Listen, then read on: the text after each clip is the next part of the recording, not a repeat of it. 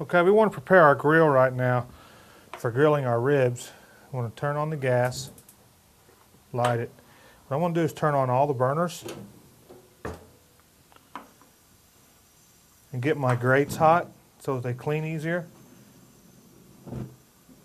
Because I've been barbecuing before and the sauce came off.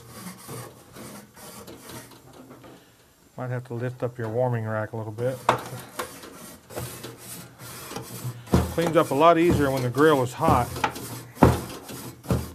as opposed when it's cold.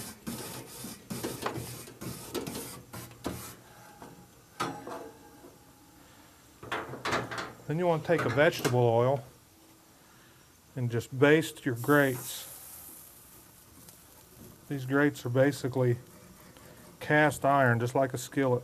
So you know if you cook with a skillet, you keep it seasoned. You don't ever wash it. You don't ever want to put you can put an oven cleaner if your grill's real nasty, but you don't want to really get it too clean. You just want to get off the top soil